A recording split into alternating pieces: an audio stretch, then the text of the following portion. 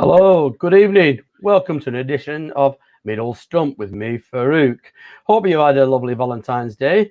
What better way to round off the day than spending an hour of cricketing chat with me and my guest today, joining me all the way from the ICC Academy in Dubai, former England physical disability head coach and now cricket development manager at the Academy, Qasim Ali. Qasim, welcome to Middle Stump. Thanks, Farouk. Thanks for inviting me. It's a pleasure.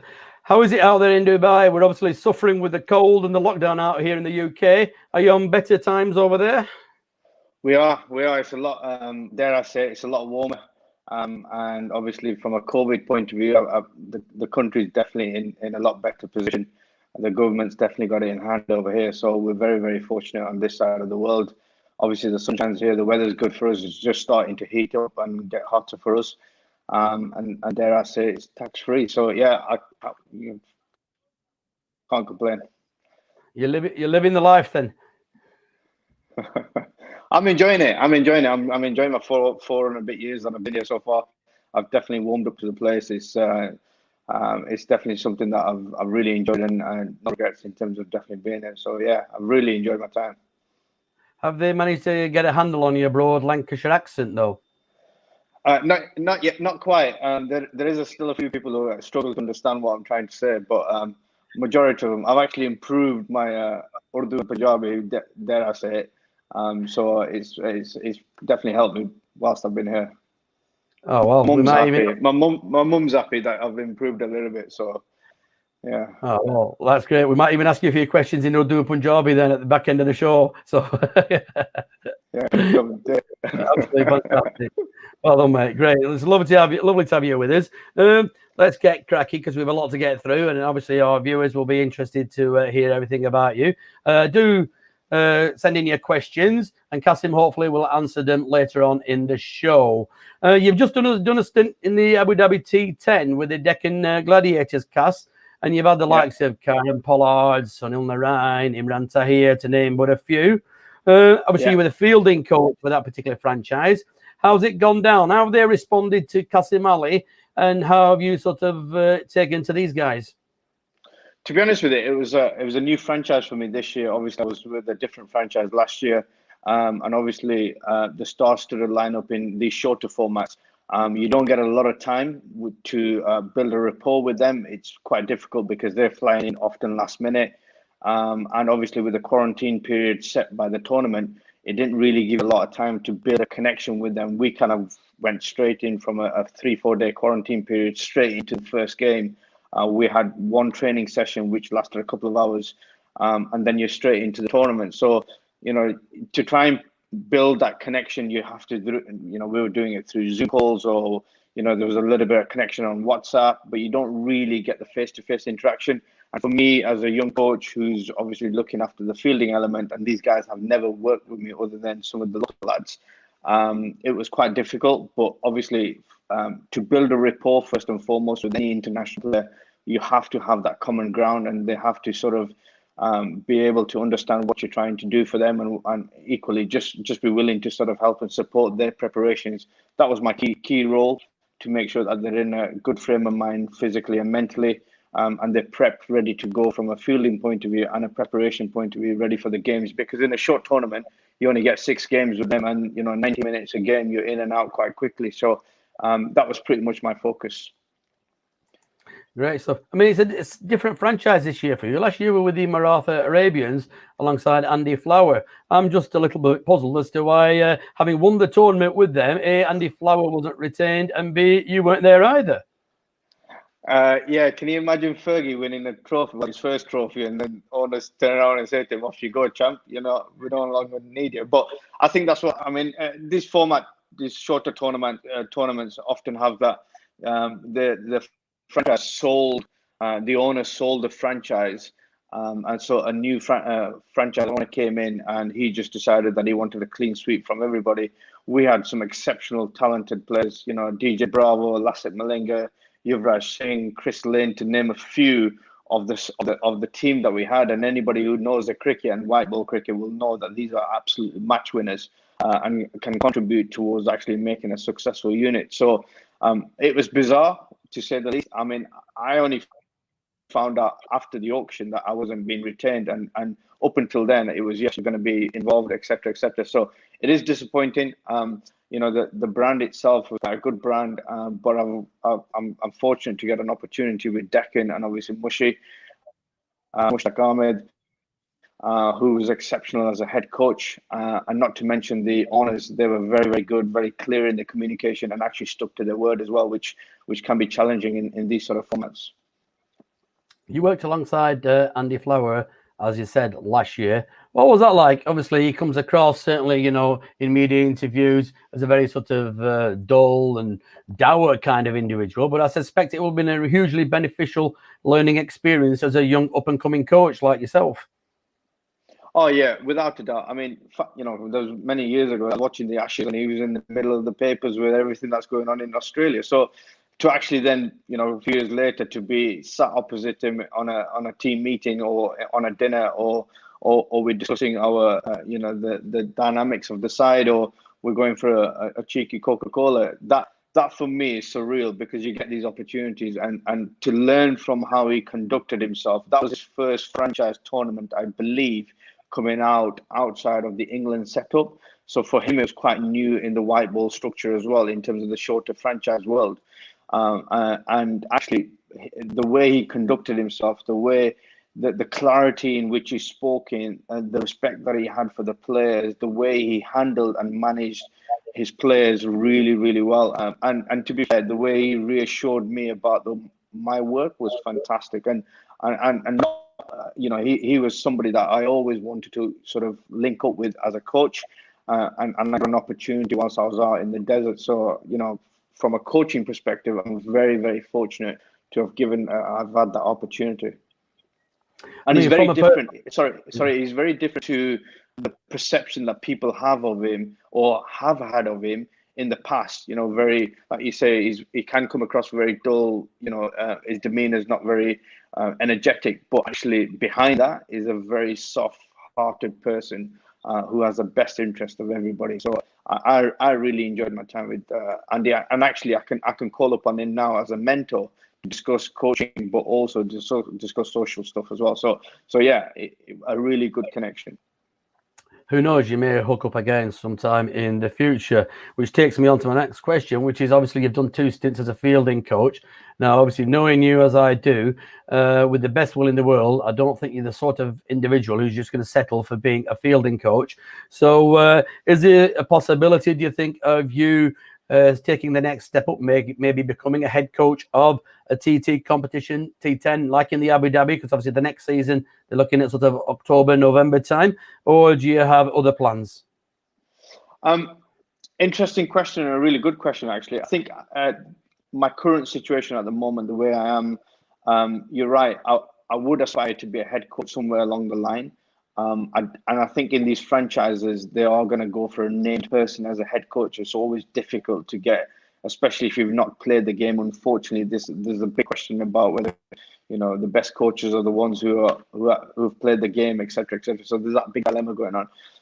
But actually, I don't think I'm going to be able. I would be able to get a head coach's job unless somebody really backs and believes me.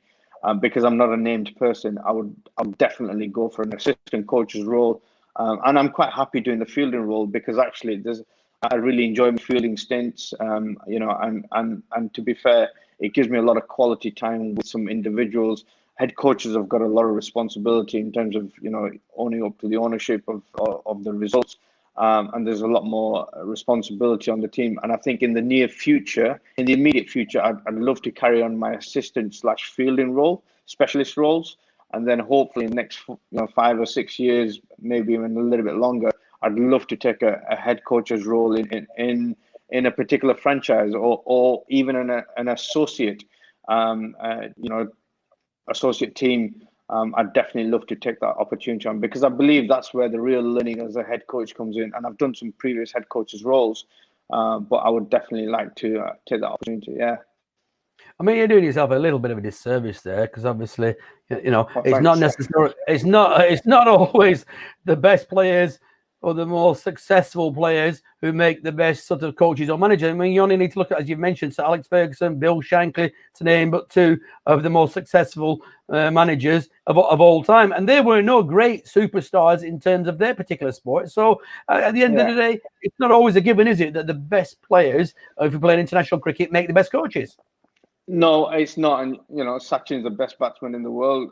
He's never taken a coaching stint. He's taken a mentoring role, but never looked after a full coaching stint. Then you look at somebody like Jai Warner, exceptional batter, but actually got 4 or 5 IPL trophies behind him and become a good coach. You look at Alan Shearer, tried the coaching one of England's greatest footballers. There's so many examples.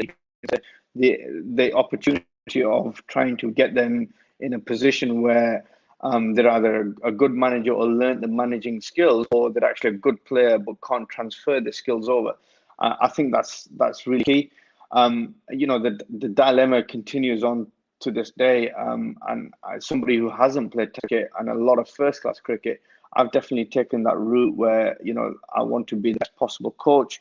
I want to be able to mentor my players through, whether it's a 15-year-old trying to get into elite level cricket, or whether it's a first class, Kieran Pollard playing T10 or franchise cricket.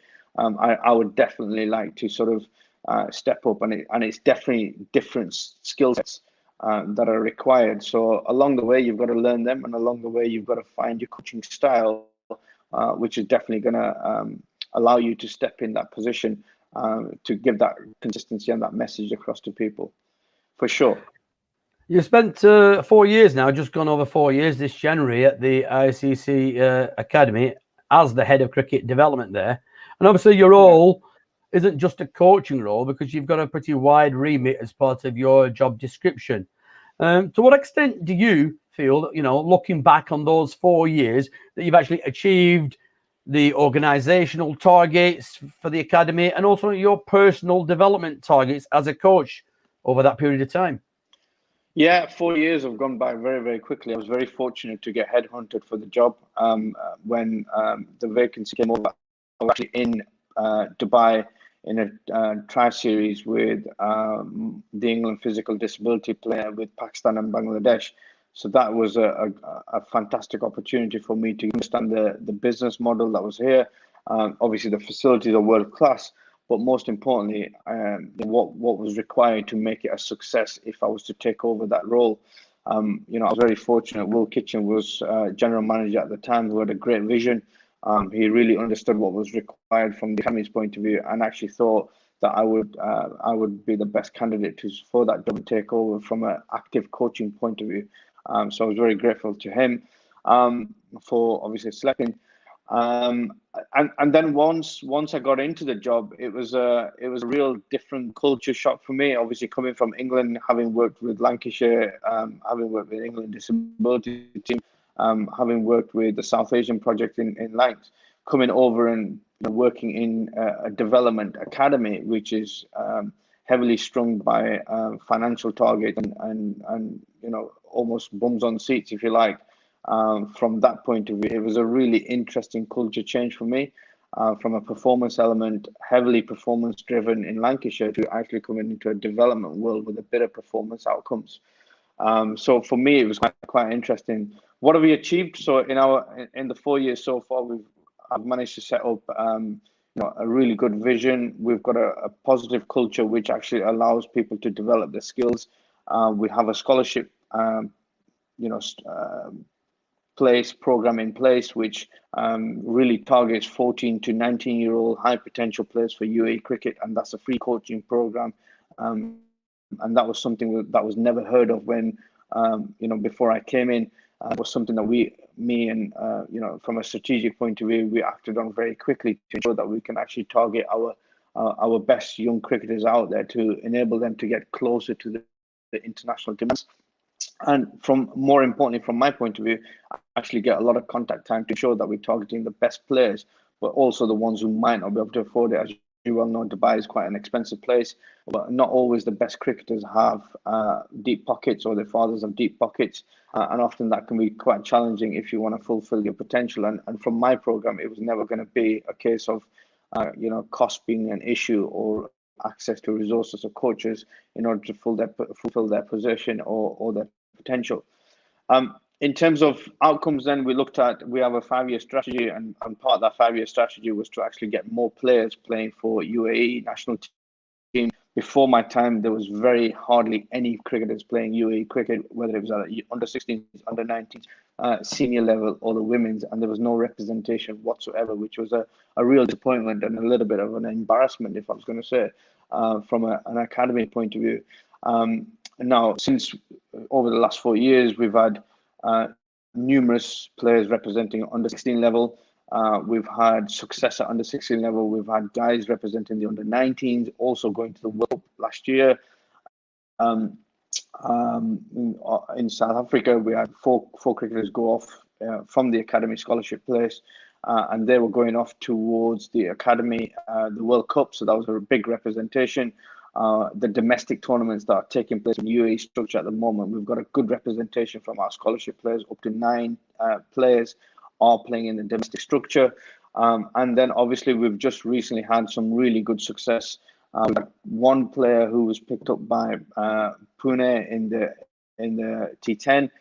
We had another player on the reserves list in the T10 tournament, and we also had 2 national players representing the national team, along with 2 women cricketers who will represent the women's team as well. So representation-wise, we've really done well, and we'll continue to thrive. Recruitment has been fantastic. We've worked tirelessly to make sure that we recruit the right players. We do open trials for everybody, from a junior point of view to an under 19 point of view, and that enables our players to come onto the scholarship program. So there's no biased selections in that sense. And not only that, the structure of coaching has changed. So we've allowed them to go more team-based activities. It's not your typical tell, which often you can find in the subcontinent. Our coaches have definitely taken a different approach to ensuring that we've got a positive message, allowing our kids to be quite creative and also enjoy their coaching sessions. From an added point of view, we've got the one element where we're actually making sure that we are winning tournaments, and this is something that we were really proud of in terms of putting this onto our strategy. We've actually won 3 successful ECB under 19 national championships, and as of yesterday was our 3rd one that we won in 3 years. Actually, what was most pleasing about this one was we actually had 2 under 19 teams in semi-final in the national knockout, which has never been done before in the academy history, let alone in the last recent 4 or 5 years. So from a head coach's point of view, completely satisfying to see our young cricketers coming through, and it's about fulfilling their potentials and making sure there's no barriers to ensure that that they can fulfill their potential. I'll let you come up for a bit of air, Cass. Sorry, mate. There was a few things that no, were off there. Fine. No, that's great. No, that's a very comprehensive review of what you. So, if you were to give yourselves marks, like a end of 4-year review, what would you mark yourself out of 10? Realistically speaking, 11.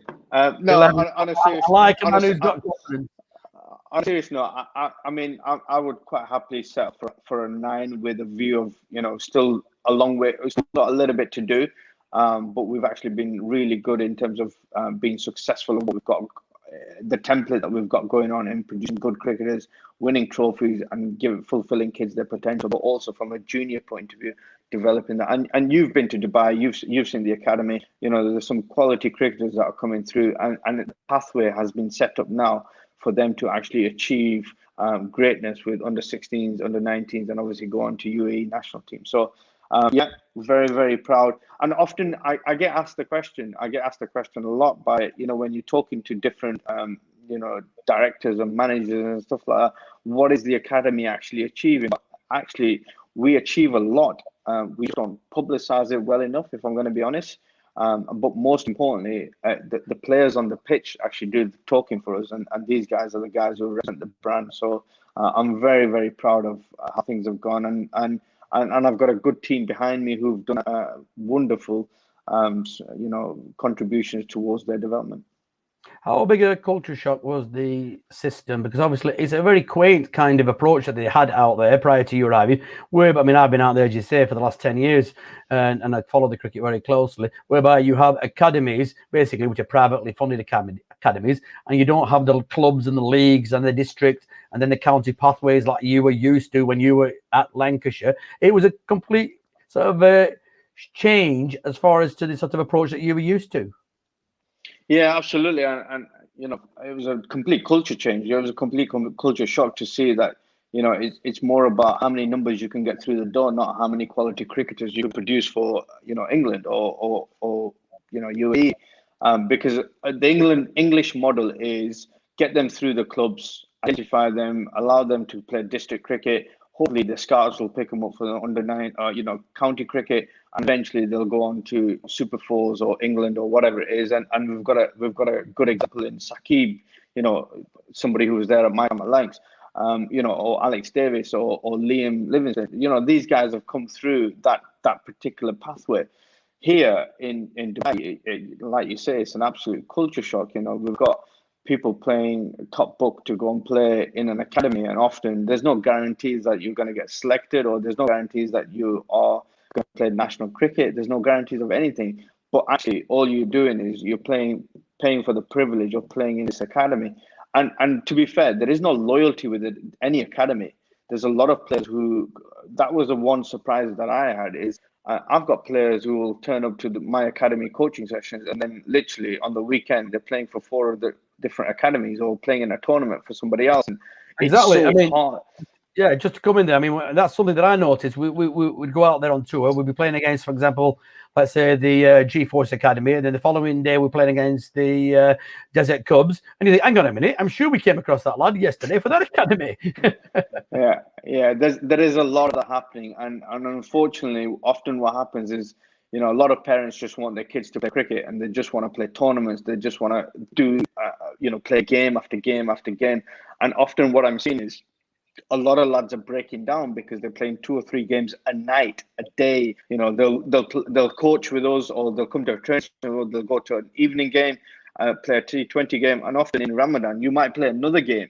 So by the time it gets to 3 o'clock in the morning, you've had 6 or 7 hours of coaching or playing, and they go again. So it does need a real culture change. It needs a structure change here in Dubai. UAE cricket needs a real good magnifying glass over the top of them to make sure that they're looking after their players ready for the World Cup next year. The planning structure here is somewhat questionable, and this is something that I've often questioned as a head coach. I'm players who are coming back broken or injured, or are out from an academy perspective, and then when you're trying to plan for a successful term or a coaching stint, or a competition phase, you literally can't plan because these guys are broken because they've done far too much. There's no, like in England, they've got the overs allocation of a junior player can only bowl so many restriction on overs. Here, I don't think they believe in that. You've probably got an 11-year-old trying to bowl 15 overs on the trot. So it needs a lot of English investment in terms of the thought process to come in to look after the players. And obviously, from my point of view, I'm trying my best to maneuver my players accordingly to make sure that they're fit in that structure. I mean, in addition to obviously your role at the academy, you've had roles with the UAE national side, where you were assistant coach, and also the A team, UAE team, where you were head coach, and also head coach of the under-16 UAE national side. Can you see a situation very soon down the road where perhaps the UAE national team could get full member status for at least white ball cricket? And also, in addition to that, when I've been out there and we've played against many of these sides, there does tend to be a lack of the Emiratis playing the game, and it does tend to be the South Asian expats, Sri Lankan, Bangladeshi, Pakistani, Indian communities who are playing the game. So is that a sustainable model?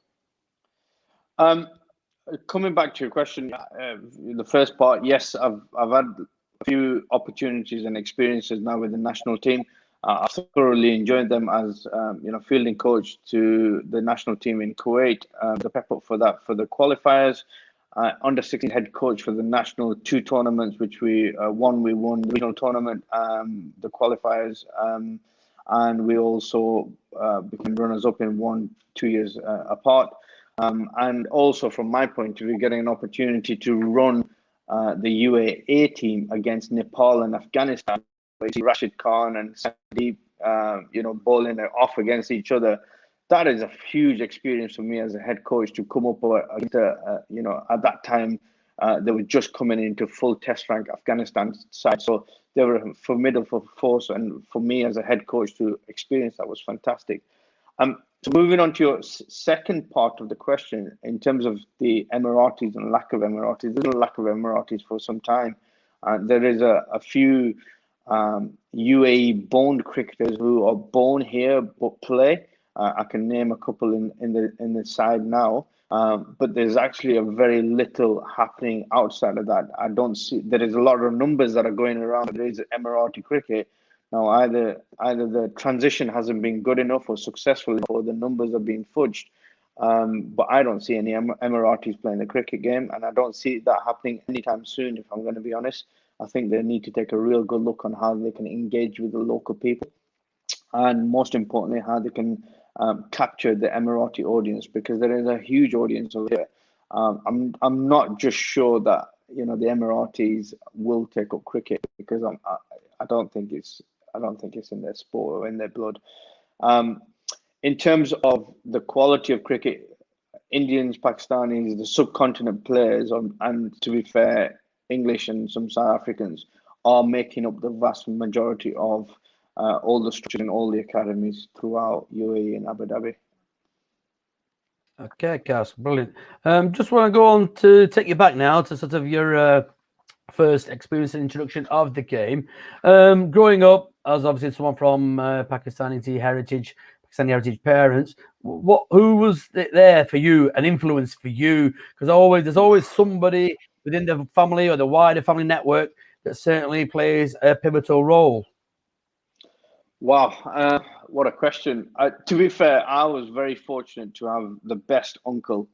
I had a few uncles, but one of the best uncles that I ever had. He was a father figure to me. Unfortunately, he passed last year. He was cricket mad. He got me into my first club. He was a guy who actually pushed me into the cricket. My father was very football driven. He was a footballer himself. He played for the Great Park United. He was football mad, and his ambitions for me was to be a footballer. And I was torn between playing football and cricket. I was playing for Bury School of Excellence as a footballer, and I was playing for Lancashire as a cricketer. So I was very gifted, and I had a really good opportunity to play both sports professionally.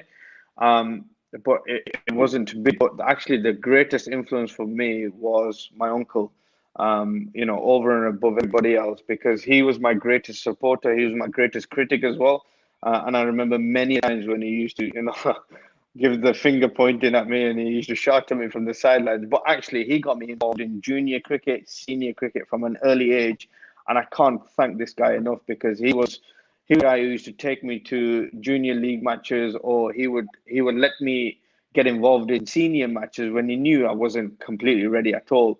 But he would make it safe for me to get involved and give me the opportunity to try bowling or go on bat or field in a particular area. And actually, for him, I can't speak highly enough for him, because he did everything in terms of getting me involved in cricket. My father was the most supportive person in terms of from a football point of view, but from a cricket point of view, my uncle was. And my father really never really watched any of my games until sort of, when I was about 22, 23, the early years. I was quite fortunate, actually. My brother played, and there was a lot of competition in households between two Asian brothers. And most importantly, we actually played for the same team. So I played at Padiham. My early years, my uncle played at Padiham. So he took me to Padiham when I was 12 years old. My brother played, my brother's friends played, and I was the youngest in the group of friends. So for me, it was brilliant, because actually I traveled with my brother. I traveled with my brother's friends. We became a small unit. We played the same team. We batted very similar, and we played in pretty much the same teams. Whether it was under 13s, under 15s, under 18s, second team, third team. And I was very, very fortunate, actually, to have people around me that really took care of me, whether they took me to training matches or whether they allowed me to sort of come to practice with them. And I was playing every single night. So Monday I'd be playing under 15s or under 18s. Tuesday, Thursday practices, Wednesdays under 15s, Fridays another under 18s game, Saturday, Sunday, as you know, second team and third team cricket in the Lancashire in the Rivers League. So I was playing literally every single day, and it was brilliant. I loved my time of actually in my younger days growing up and playing cricket. And to be fair, Farouk, you know how it's what it's like in an Asian community. We play street cricket, we play tape ball cricket, and we played unstructured cricket. We don't. It's not a coaching session. We go and find a park to play. And I was fortunate. Behind my house, we actually had a car park, which eventually got converted into a park. But we didn't let stop us. And on the street that I lived on, there was about 10 to 15 players who would all congregate on a particular weekend at a particular time, and it would just be tape ball cricket or tennis ball cricket, and you'd make your own rules up. You know, nowadays it's about unstructured activity, and you can find that out. Back in the day, you know, if you hit it over the top of the roof, it's a six. If you hit it into somebody's backyard, you're 6 and out. If you hit it into the park, it's a single. But you know, if it doesn't come out the other end, you're out. These little things, you make your own rules up, and that was a beauty of playing with people around me on the street. And I loved my time, and obviously going then and transferring them skills into playing at Padiham Cricket Club, which was my first club, and I have so many fond memories at Padiham Cricket Club. I actually loved my time there. I mean, you touch upon obviously your time at Padiham Cricket Club, which you started sort of around the age 12, age 13. I mean, Yeah. what was that like? I mean, in terms of your learning curve, because obviously you were playing adult cricket from a very young age. And is it something that you would recommend to any youngsters out there who are starting out on their cricketing journey? Now that you've got a coach's head on, is it something that you try to actively encourage aspiring young cricketers to do? So just coming back to your earlier part of the question, I loved my time at him. I loved it because I had people around me. It was a great learning environment. If I failed, I failed. And I think that's one point for any coach to understand is young kids are going to fail more times than they're going to be successful. And you have to be patient with that, with my coach's hat on. But actually allowing them to fail is a learning opportunity. I was drafted into the first team in Padiham at the age of, I think, 14. I made my debut at 14 or 13 or 14 against Oslo Thistle at Aussie, and I ended up taking 4 wickets. Mark Harvey was a professional at the time, and he was playing for Lancashire.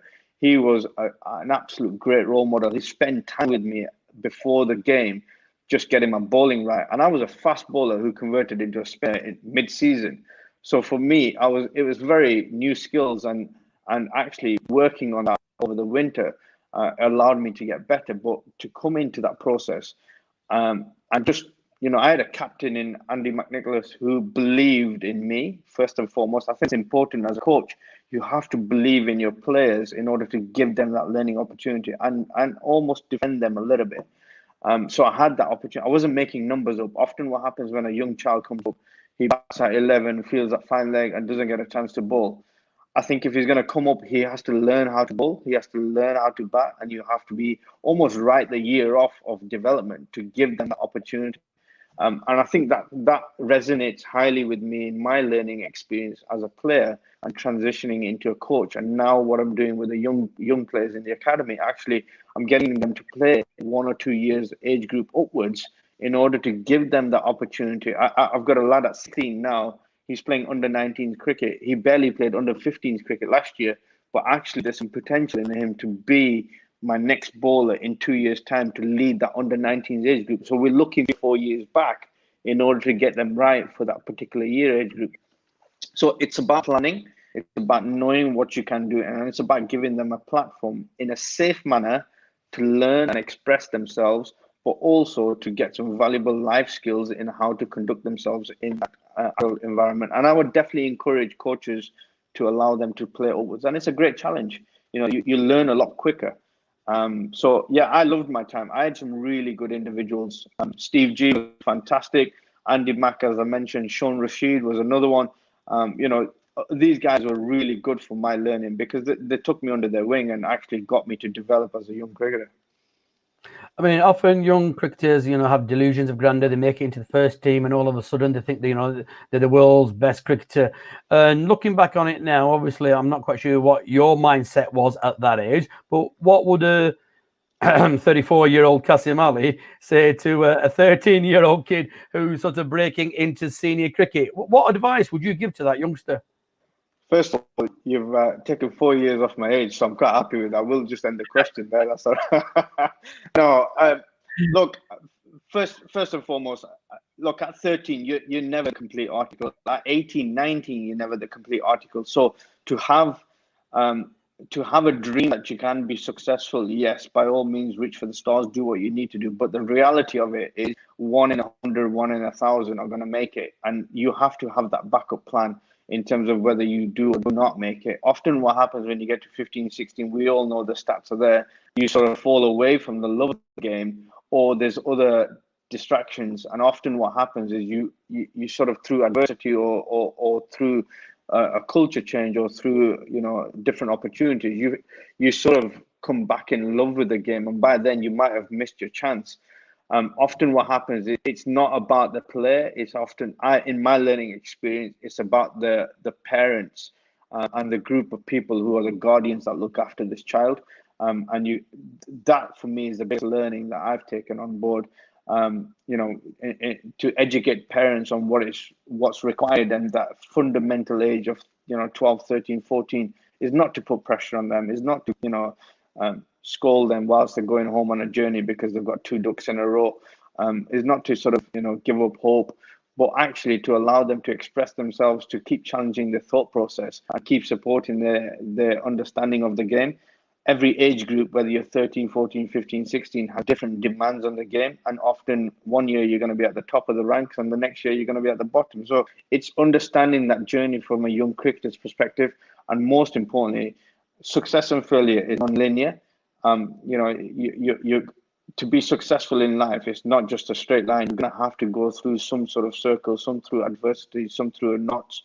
There's different ways to get to the successful point. You might be an early bloomer, and by the time you get to 16, you're nowhere near, or you might be somebody quite similar to Jimmy. Who'd have thought, where Jimmy would have been at 16, 17 if nobody had sort of picked him up and sort of put him towards Lancashire. So there's definitely different ways to be successful. But at 13, all I would say is be patient, practice your skills hard.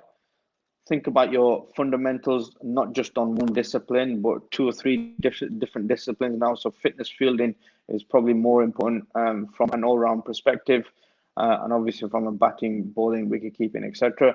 But make sure you can do all 3 disciplines really well. Eat, sleep, rest well, and take some time away from the stress of cricket, and often manage your parents' expectations. Cricketer from Asian heritage, it can't, as you've already sort of alluded to, have been plain sailing all the time. There must have been certain social, cultural, religious challenges and barriers that you will have faced. How did you, as an individual, sort of overcome many of those difficult scenarios? My family are very, very religious. My dad is a very religious person. My brothers, obviously, eventually going through the adolescent ages, coming into adulthood, were very religious. My mum was very supportive. From me as an individual, like I said, I was more lit by a little bit like the rebel who's into football during the winter months and into cricket. So it was never about being quite religious, which is looking back on it, I think I could have been a lot more. But actually, you're always going to face people who are going to bring you down because of your skin color, religion. I actually went through the race riots that happened in Burnley and etc. So I remember that day quite vividly. We were coming home from Paddy and we were actually dropping the pro off, and then there's people running down the street with machetes, and to get that feeling as a young child, you just don't want to be part of. I've always stayed away from racial activity. I've never encouraged it. It's not something that I'm big on my values. Everyone's equal to me, but at the same point, my advice to people out there is there are narrow-minded people out there who want to bring you down, not because they want to see your success, but they're actually quite jealous or quite in fear of your success. So don't give them that opportunity. I never gave anybody an opportunity. You always get, when you're playing at Burnley Cricket Club, or Padium or anywhere else, you'll always get somebody who doesn't understand why you're playing that game, or anywhere else for that matter. So for me, the biggest advice would be show them the quality of your cricket on the pitch. And there's always been some sort of, racial slur that gets thrown around on a cricket pitch, intentionally or unintentionally. But at the end of the day, you let your cricket do the talking.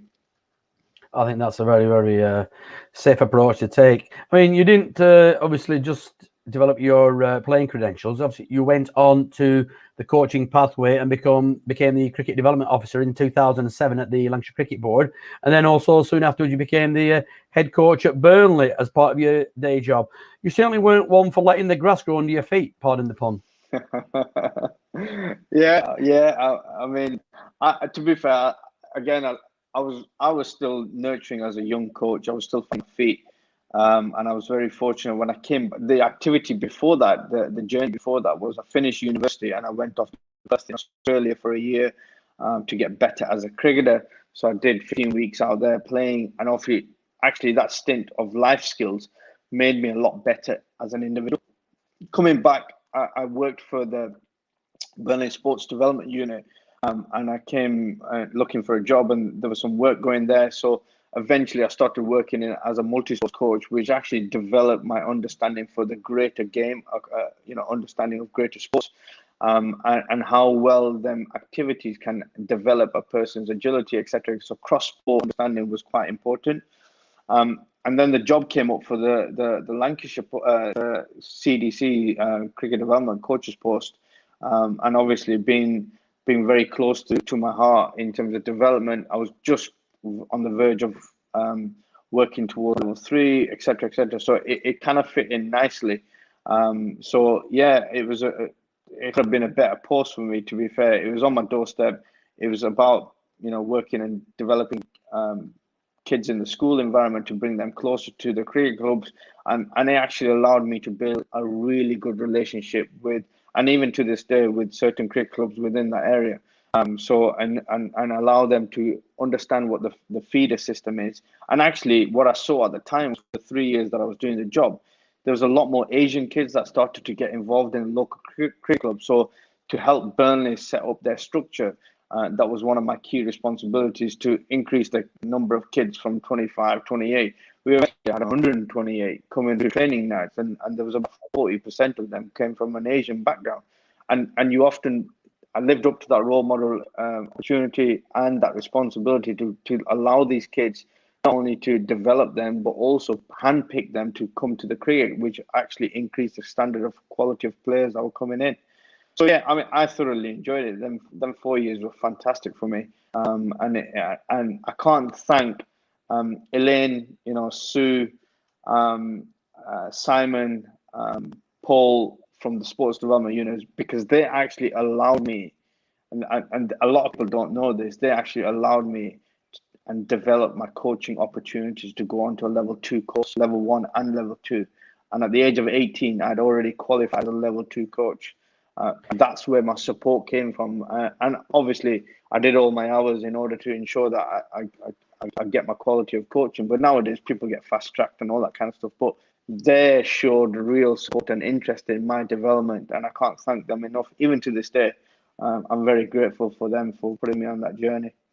Do you feel that being of Asian heritage, you were almost as like a mentor, which then was like a magnet effect, whereby you were able to attract and encouraged more Asian heritage youngsters to come to Burnley, because prior to that, perhaps there may not have been the same degree of involvement and participation from the BAME community? Oh yeah, absolutely. I've had numerous parents who've actually told me along the way that they've only come because they've seen me actively involved in the cricket club, but also on a day-to-day job, coaching their child in an after-school club. Farooq, you're in a school, you know what that contributive process is and how valuable that is. If you've got that coach come in after school or lunchtime or a PE lesson, and then invites you to come to a local cricket club, and also is there to make sure that they are A, taken care of, B, put in the right age group and actually given the equal fair opportunity.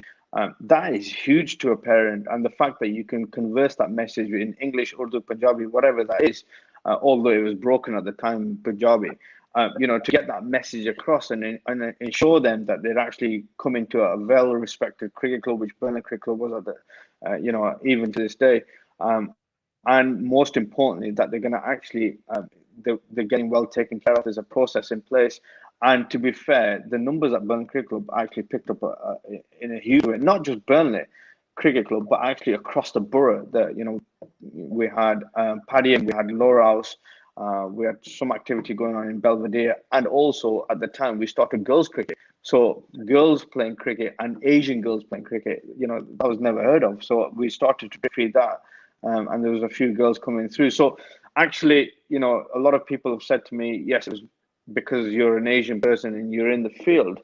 But I don't think it was me. I think it was the opportunity that was given to make sure I can get the message across to people. And I felt that at the time I was doing my job. Whatever it was that you were doing, I loved. Sorry, Qasim. Yeah, well, whatever you were doing was obviously worked, and every credit to you. Now, will it have been fair to say that it was around at this point where you sort of made a conscious decision to sort of follow the coaching route rather than the player route of becoming a professional cricketer? Yeah, you've done your maths saying on the years. To be fair, I got to a position where I was traveling around. I started playing a couple of second team games, and I realized at the time that skills just weren't cutting the second team standard of cricket. And once you get to that level, you actually find out how quickly you are away from the standard of the game. I mean, I remember playing a game. Ravi, for argument's sake, he played at Bristol, so I played in the same team with him against Gloucester, and he smashed it 200 something odd, and I went around the park, and it was my second 11 game, and he'd probably played like 15, 20, and actually he was unbelievable talent, and I realized at that point either I've got to get so much better with my skill level, which nobody told me, by the way. Nobody told me that the quality of cricket gets better and harder and the margin for error gets shorter. At the time, I was self-taught. I didn't have many coaches other than, Makavi, helping me out, from a cricket point of view at club level. I never had, my parents never had money to send me for one-to-one coaching or get me into a social network where actually you could go for additional trials and stuff like that. It was very unheard of. I mean, I trialed at 4 or 5 different counties, and I struggled to make that step up, if I'm going to be completely honest. And I knew then that I had to sort of pull away from either I'd get better and invest more time, or actually take up the coaching role, and that's what I did around 2007, 2008. And to be fair, I really enjoyed it. I really enjoyed the transition. Had I spent a little bit more time investing in my game, maybe I could have been a first-class cricketer. Maybe not. I don't know.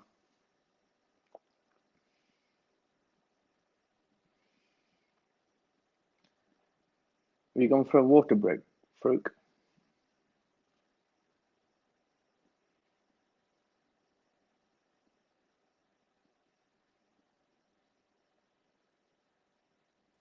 Sorry, Cass, are you there? Yep, you got me. Lost you there. I thought you went for a water break there, Farouk. No, sorry, mate. A few gremlins. I was just saying that in 2012, you got your first sort of big break. You became the lead coach, senior manager at the Old Trafford Indoor Academy, which meant that you were sort of exposed to the full breadth of the cricketing talent within the county, from your youngsters coming through to your first 11 stars. How did that experience of 5 years or so prepare you for what you were actually doing now? Well, to be honest with you, my experience at Lancashire was unbelievable. I really enjoyed my time. I mean, actually, from a youngster trying to play for the Red Rose and then eventually working for the Red Rose was an absolute privilege for me. It was an honour. I took up the role after Chris Bembo had stepped into the more performance role. I mean, he was doing the analyst, and he got asked to move up to the first, and the job became big. I applied for the role, and I was actually working in a special needs school at the time as an extended schools officer, which I thoroughly enjoyed as well. And stepping up to the Lancashire role, one, there was a lot more travel involved. Two, it actually got closer to developing and understanding what junior programs look like, what working with young cricketers up in order to develop them through the pathway, what that looks like, and ultimately what the end goal to be a first-class cricketer looks like. And eventually, it wasn't plain sailing for me. I didn't automatically go and work with the first team or second team straight away. It actually took me a couple of years. I think as young coaches who want to be in that environment, I think we get a bit too giddy to sort of jump in straight away. But I almost wasn't allowed to come into that environment until people were comfortable with me getting involved. And to be fair, it was probably the right call because they're in a set environment. They understand their skills. Bringing new people in kind of drip fed into that. So allowing me to go on, jump on a machine with a couple of the players at the time. Chappie, Jimmy, Hoggy, that kind of stuff. Working with Kerrigan and Parry on spin bowling, meeting them, not giving them coaching tips, but almost assisting in certain activities that coaches will need an extra pair of hands. And that's how I started. I mean, I never threw coaching instructions at anybody. So it was a really good opportunity for me to understand what that pathway looks like and how successful cricketers work. And actually, the energy, somebody like Peter Moores, I mean, I experienced Peter Moores, a highly sought of coach, lots of energy. And to be fair, he is exactly what everyone said he is. He's fantastic. And he made me think about coaching in a very different way and really develop my understanding of what different coaching looks like and how you can approach a different, similar task in a different way. And his energy really rubbed off on me and resonated with me massively. And we did the Asian cricket, the scouting talent hunt, which was fantastic. I mean, I thoroughly enjoyed it. It was actually a pilot as part of ECB's pilot program. And how successful was that? I mean, we had 3 or 4 good years, didn't we? We were on the run. So yeah, I thoroughly enjoyed my time. I mean, you've sort of got into my next question there, because while you were there at the indoor centre, you were County Girls under-17 coach, and the 2 particular sort of assignments that you undertook, the Asian talent lead and then the England physical disability. Obviously, you were looking to diversify quite somewhat and obviously not be very, very sort of straitjacketed. What was your mindset like when you were sort of, looking into doing all these very, very contrasting projects? Yeah. A lot of coaches weren't stepping out the bubble to try and do different things. I mean, for me, I was very fortunate to work with Tony Potter, who was a role model to me in the under-17s. He's obviously been in the game for a long period of time. He understood the girls' game and really, really got me through getting to understand the needs and the requirements for girls' cricket. The South Asian stuff was something that Mike Watkinson approached me with. Considering the actual reputation of the amount of cricketers within Lancashire from a South Asian, to get closer to them, and obviously from my point of view and my background, maybe we could make that happen, and that was something that I was really excited about. And actually, we went about it the right way. We got some cricketers coming through and actually become national champions, a part of the city program. Through the ECB. So there's a lot of good cricket players there, and I still believe that's happening to some extent now, even 4 years after I've been in the desert. And from my point of view, the disability role was actually the journey in itself that I would like to highlight for any coach. I mean, I moved out of Burnley Development Unit as a community development coach and moved into a special needs school. Because my funding finished and 1 or 2 others, and actually I took a role up as an extended schools officer, and I worked with special need kids for 2 years, and that was probably my best 2 years that I've had, understanding people's needs, making sure that parents understand and what's required, and how to give greater opportunity for people to diversify in their sporting opportunities, and that was the greatest job satisfaction for me. When I went to Lancashire and the opportunity to work with and understand disability cricket actually was Bobby Dennings doing. So he invited me down to England Deaf, who were playing down in Stoke. I remember it very clearly. I actually took a day off work. I travelled to Stoke on my own expenses. which not many people would actually do. And I've spent a full day understanding what deaf cricket was all about. And for me, that was probably the first step of understanding disability cricket, and I thoroughly enjoyed it. I met some exceptionally good people, and all in all, there was a job that came up, which I applied for as an assistant coach, and I actually got an assistant coach's role for the physical disability with Chris Ellison as head coach. So, and one of the first tasks for that was to come out to Dubai and play Pakistan in a T20 series and a 50 over series. So that's how being involved and actually taking an opportunity to go and learn a different coaching environment, invest some time in yourself. Who knows what could come off? And I was quite fortunate that something did come off, and I was able to sort of understand the needs of cricket, and I understood what I was getting involved in, and I was ready prepared. The disability section, I don't know if you follow the disability cricket. During my time there, I thoroughly enjoyed it as head coach. As head coach, I thoroughly enjoyed my role as head coach.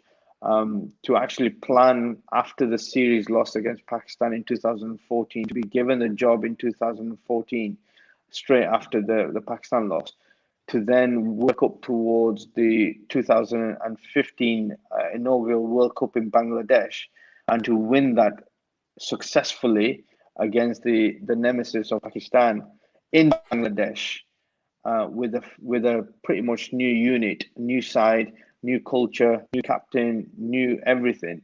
That was my greatest learning as a head coach. I mean, in addition to all this that you've described, you were also sort of trying to squeeze in there a level 4, traveling up and down the motorway, clocking up some serious miles down to Gloucester University down there, as if you didn't have enough going on already. So, what does that say about you as a person and as a coach? Oh wow! Somebody who can juggle a few hats together and still smile, probably. Look, I'm very resilient when it comes to certain activities. I mean, I want to invest time in myself, whether it's pay related or not. A lot of people probably won't get off the couch if there's no money involved. But for me, it's about I use that opportunity to invest in myself. I like to diversify my knowledge. So I've spoken about women's cricket, disability cricket, high performance cricket, development. And for me, I think them building blocks are really important to give you a greater understanding. And most importantly, I think I'm still growing. As a coach, I'm very humble in my opportunity to understand. If there's somebody greater than me, or somebody better than me at the job, is to actually value and understand them as opposed to criticize, which most people probably would do. Is to actually learn from them as well. So even at this stage, at this moment, I'm still learning from people who have played the game, doing better things than I'm doing at the moment, and I'm welcome to that feedback. So yeah, I'm quite chilled out. I'm warm in certain activities. That's my demeanor. I'm very introverted in a social environment, in a personal environment, in a work environment. I'm very extroverted. I'm very out there. I'm making sure the energy is right for everybody, and I'm a people's person. So I try and build relationships. Values are very important to me. There's a few there, and I've reeled a few off there, haven't I? You can always watch this again on YouTube and on Facebook. If you didn't quite catch them all, viewers, feel free to revisit Qasim's answers. Just wrapping up, Qasim, before we go to the questions. I mean, we've talked a lot about your coaching in your various positions, but so if you had to sort of summarize your ethos or your philosophy as a coach, firstly, and then secondly, what advice would you give to others who are maybe just starting out on the coaching journey or are already along that pathway? Wow, that's two broken big questions there. I mean, my philosophy is very clear. I mean, I'm here to help. Currently, at the moment, I'm here to help individuals prepare for the game of performance cricket. That resonates with me in terms of whether it's a first ball as a batter or a bowler. There's certain development opportunities behind that. There's certain work that needs to be put in behind that. There's certain success and failure. and underneath that is the core link is about building relationships. So that is fundamentally what my philosophy is about, is making sure that they're ready to play performance cricket, to develop them and give them that opportunity and to cushion their learning. I think my values are, again, being core to that value is building relationships, making sure that they understand what success and failure is like, and also to be a friend in as a mentor to ensure that they are allowing themselves to be developed in the right way, because that's something that's really strong with me. I don't think I had that mentor when I was growing, other than Mark Harvey in my early years, but after that I didn't have anybody that could support me through that. And had I had that person, it might have been a different story. Coming on to the latter part of the question is what advice would I give to young players or young coaches? Young coaches or young players? Coaches who are either starting out or are on the journey already. I think my biggest learning has been go out there, practice, learn, and develop, and continue to repeat that cycle. And it's not just about cricket skills; it's about life skills, personal skills, and most importantly, learn from different people. Whether it's a football coach, netball coach, NFL leader, whatever it is, go out there and learn from them. Be patient in your journey. And often, if one door closes, there's a few doors. That cliche say actually is true. You might lose a commitment on a Friday night with a particular club, but actually you might open a couple of other doors. So be patient in that journey, and enjoy it. Be creative in your learning. Give lots of energy and keep supporting the development of young people. Remember, you were once like that, and people want to make sure that they fulfill their potential. Last question of the night from me. Short term, where does Qasim Ali want to be in a couple of years' time? And longer term, maybe in 5 years' time, when I get you back on this show again, and I've got a few more grey hairs by then, where would I expect Qasim Ali to be? And where would Qasim Ali expect himself, hopefully, to be in 5 years? Questions keep coming. In the short term, I would definitely like to pursue more franchise cricket. I've got a book for it now, whether it's PSL, whether it's the 100, whether it's the Canadian League, BPL, whatever it is. I would like to definitely pursue that avenue as a franchise coach, and I'm happy to discuss with anybody. From a Dubai point of view, obviously to develop a greater opportunity to work at a national level, or be an associate head coach in the near future for any association out there who are looking for somebody who's young, energetic, got experience in development and performance, and wants to make a difference to the culture of the associate nation. I think in the 5 years' time, I'll be working towards a director of cricket with a Test Nation team. That would be my next goal. Hopefully have a family. Not married yet, so hopefully have a family and start that responsibility. Well, it is Valentine's Day, and I've put your social media details out there, so I'm sure there'll be many a father saying to his daughter, "What do you think about this guy out there?" It's fine. I mean, if they want to come and have a life in Dubai, I'm sure I'm sure that's a pull more than me. But no, on a serious note, I would love to start that responsibility and take up that. I see my nieces and nephews at the moment, and I definitely want to have a family. And more importantly, be alive. I mean, who knows what this pandemic is going to hold in the next couple of years for everybody. I've certainly lost some family members over the last 12 months, 18 months. But stay healthy, stay alive, and just be grateful for every opportunity that's coming along, and take it with open arms. So yeah, I'm happy with that. Great stuff, Cass. I'm just going to go to a few questions because they come in thick and fast. A lot of the messages are sort of hellos. Obviously, old-time friends here. We've got Stephen Holmes who wants to say hello. Frank Entwistle is obviously a big fan of yours. We've got Yusuf Karolia. Malcolm Ayworth, who you've already mentioned in your answers today, says, long time no see. I'll just put it up there so hopefully you can get it. Great to see the young lad from Paddy MCC developing career on cricket. Well done, lad. So that's Malcolm, who's always been a big fan of yours. And another Malcolm. Thanks, Malcolm. Thanks, Malcolm. Appreciate that. Malcolm Scott, who you might have come across at Stony Home when you were in Burnley. Yes, Yeah. I do. I remember Mal.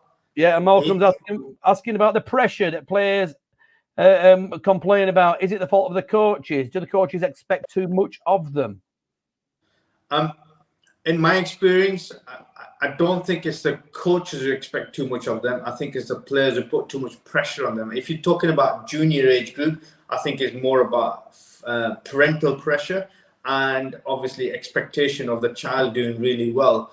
Often that can be broken down by coaches to give them coping mechanisms to allow them to think clearly when they're at the crease or when they're about to perform and execute their skills.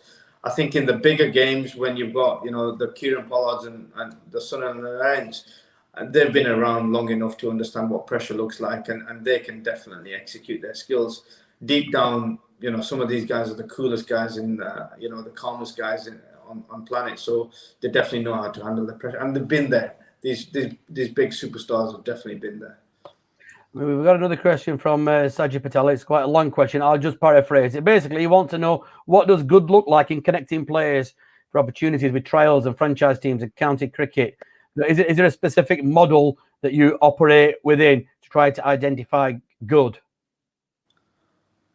Sorry, just repeat that question. You just broke up for the first bit. So what does good look like? What does good look like when you're trying to connect players for opportunities at trials with franchise, county cricket, or any other sort of, elite performance cricket? Do you have a sort of a particular template which you operate by?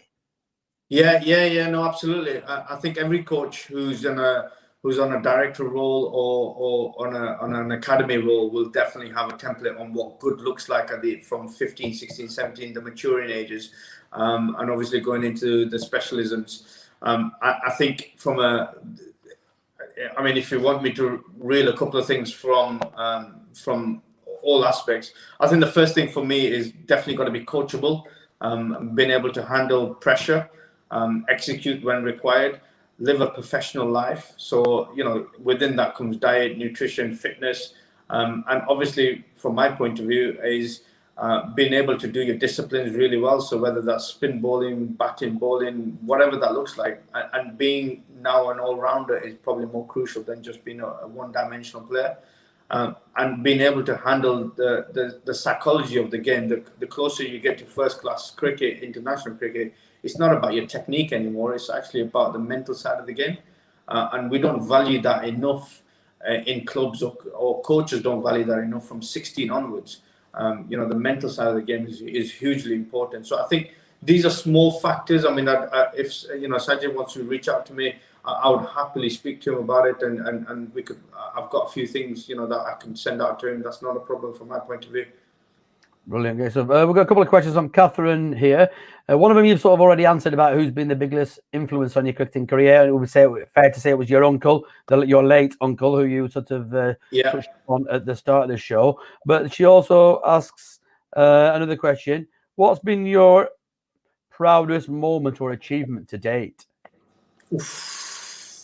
Catherine, excellent question. There's been a few actually, but I think from a coaching point of view, because of the journey that it was involved, I think being the head coach of an England disability team and winning the World Cup in Bangladesh with that group of people, with the journey involved and the staff involved, knowing what they've done and the adversity that they've come through in order to be in Bangladesh and win that against Pakistan, who they've never ever beaten in the run-up in over 6 years. I think for me as a head coach, that was probably the proudest moment in my career. And there's definitely a few contenders up there as well. Winning 3 back-to-back championships with the ICC Academy. Setting up the South Asian stuff, which really resonates with me and my upbringing, and obviously the people around me. But to receive my first playing cap at the age of 13, these are real big moments for me. But actually, as a head coach, I would definitely say that. Touching on the disabilities, Stephen Holmes wants to know, do you miss working at Lancashire and with the disability squad in particular? You must have some fond memories of your time there. Well, Stephen's kept in touch with me over Instagram, and he's very, very active at the moment in terms of coaching. So he's done a fantastic job. Actually, he took up coaching because of the work that we were doing with him. And I do miss my time at Lancashire. We actually, one of my other roles, which I don't think you realised and didn't mention, was I did the regional disability academy, and that was based at Old Trafford. So lads from all over the place were coming to the north. So I was very busy. So Stefan was one of them, and I do miss having that impact with them daily. Yeah. Dave Wilson has got a question for you. How does the UAE talent compare with the UK talent? Dave, that's an excellent question. How long have you got? On a level of junior cricket, up to 13, 14, English cricket by far, purely because of the pathway that's involved at a very early stage in terms of coaching, understanding, playing games. The general structure is so much better. I think the quality of cricket then starts to level out around 15, 16. And then England's pathway to produce county cricketers is far greater than anything here in Dubai, because it's all commercially led, it's all tournament led, and players are just going from one game to the next. I think the standard of skills, I think there's definitely some associate UAE bowlers who would play big franchise cricket. They would play IPL cricket, BBL. There's some exceptionally good players, and you've just seen them in the T10 as well. We had one, Zohor. Zohor, for me, is an exceptional bowler, local Pakistani cricketer who's working across in UAE, has been an exceptional find. He actually was with the Mumbai Indians as a net bowler, got invited to go back this year again. So there are some extraordinary cricketers in the UAE, and they would make good, exceptional overseas pros for local clubs.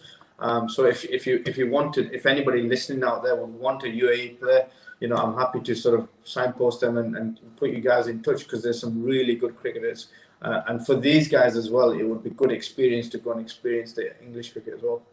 Well, there's another role for you, a cricket agent. I don't think Gary's on to me, please. You're taking all these punches away off him. We could collaborate, Gary. We could collaborate. Talking about the UAE, the Abu Dhabi T10, Richard Fox Andrews is asking about the involvement in it that you've obviously just completed, and how much do the players actually like the format? I don't suspect the bowlers like it that much. Foxy, good question, mate. Thanks for that.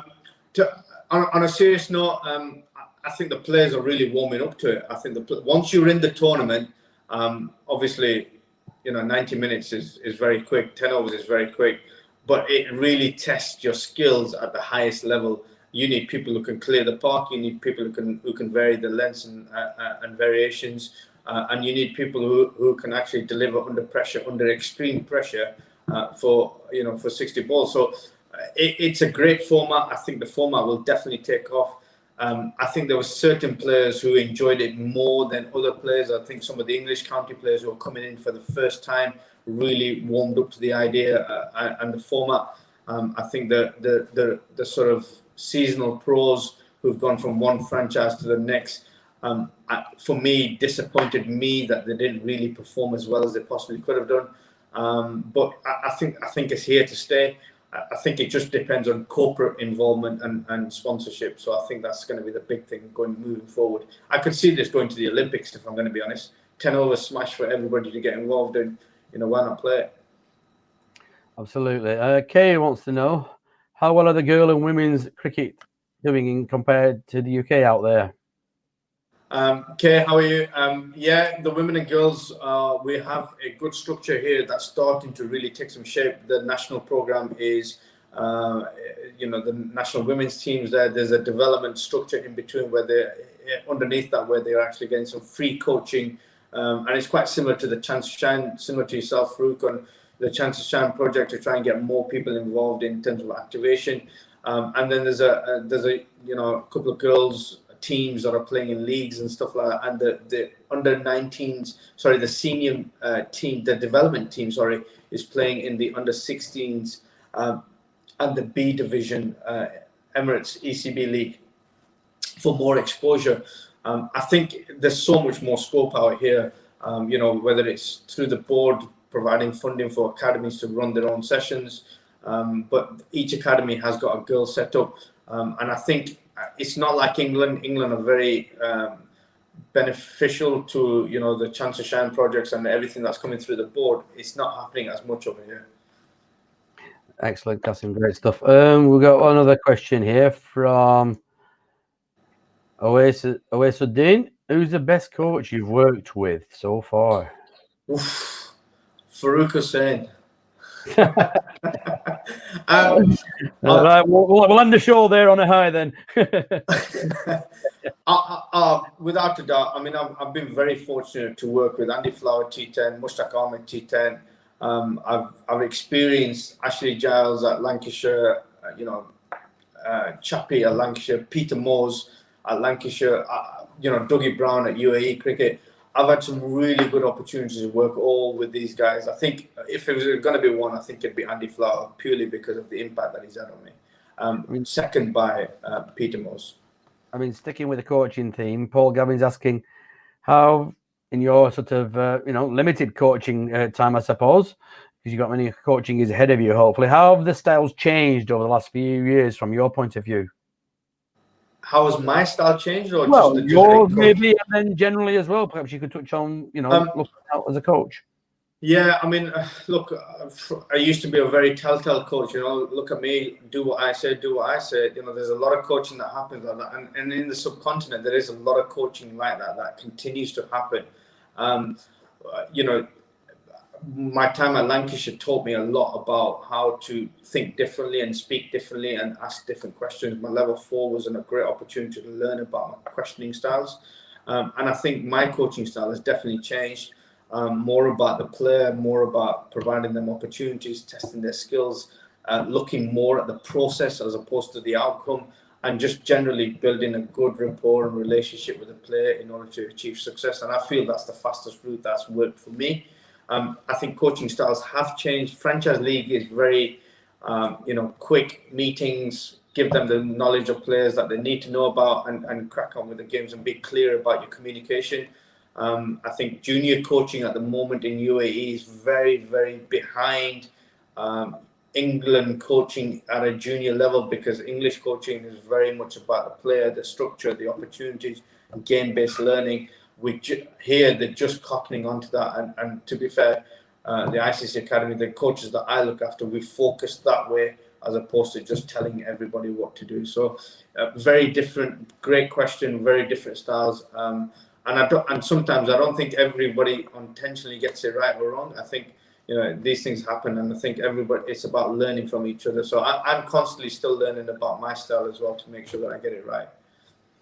Qasim, it's been an absolute pleasure. We've got lots of good messages here from old acquaintances of yours. For example, people like Nasser Mahmood, who wishes you well, Naz Ali, and got Naz from Bradford, so on. So there's lots of good friends out there who all wish you every success in your future ventures and are very, very proud to be associated with you and what you've achieved. So do keep up the good work. It's been an absolute pleasure having you on the show, chatting with us, and giving up your spare time and an insight into what you get up to and what you've been doing and the journey that you've been on.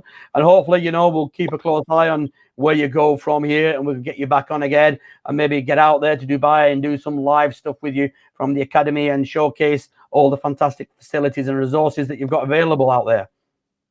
Yeah, absolutely. Thanks, Farouk. I really appreciate the opportunity. And thank you to everybody for listening and sending in your questions. If you've got any more, feel free to hit me on the social media handles that you can see. But I've thoroughly enjoyed it. And, you know, everybody out there, keep working hard and stay safe and keep doing a good job. Thanks, Qasim. Thank you, everyone, for tuning in today's Middle Stump live broadcast with me, Farouk, and my guest, Qasim Ali, Head of Cricket Development at the ICC Academy. We'll be back with you very, very soon with another guest. So do keep an eye on the NACC Facebook page and the NACC YouTube channel for more live cricket discussion. It's been a pleasure. Enjoy the rest of your Valentine's evening, and we will see you very